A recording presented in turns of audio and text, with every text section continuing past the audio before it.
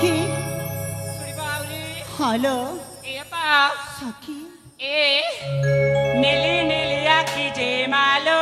देखू जगते सपाना केहू रसिया को बिचारा भांगी देवे तू मनमाना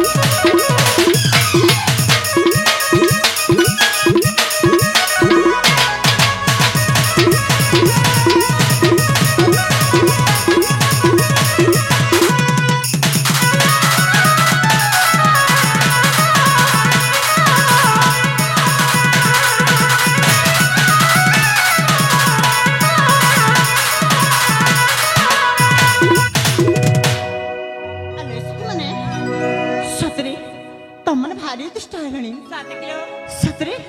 तुमने किछ कहबा बे सुयोग देले तुमे अनेक गुडे कथा कहि दियो ए अपा हेलो हमें चार जण भौणी तिका ठटा मजा कर देले बोली रागी जाउ छ मां अरे नहीं नहीं ए अपा हमें तुम सजना कथा मुनी अरे मो सहित कथा हबनी अरे सत कहला सतरे मो सहित कथा हबनी अले अरे तुमने कोन हला एमि तो मो पर तुमने मुंह फुले दबा अले सखी माने तुमने छ मो पिया दिनर संग और तुमने जदि मो सहित कथा न हबा मो पर तुमने को बिना बंची परिबी ए बा हां एबे परा कहथिला एटा कोन कहउछ बोली अरे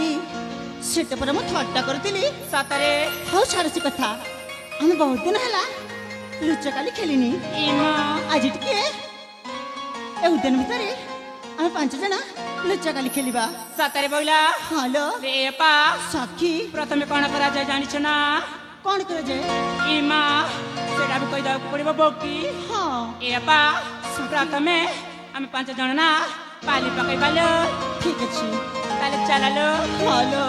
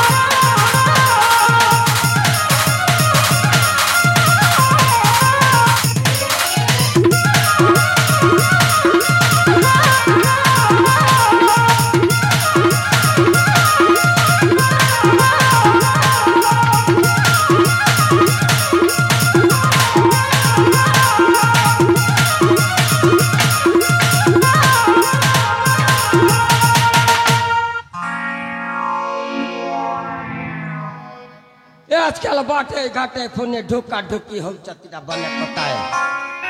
आजकल गिया गोरु तो सामान कर लोग के बांट दउचे माने लोग के क्या लोग का जमुए तक नहीं जान लड़ता सलामी बढ़िया करी ओसो ओसा धंधा करी बेली आसी चजे मुई ना ढुके ढुका हो चत ओसो निया ओसो ओसो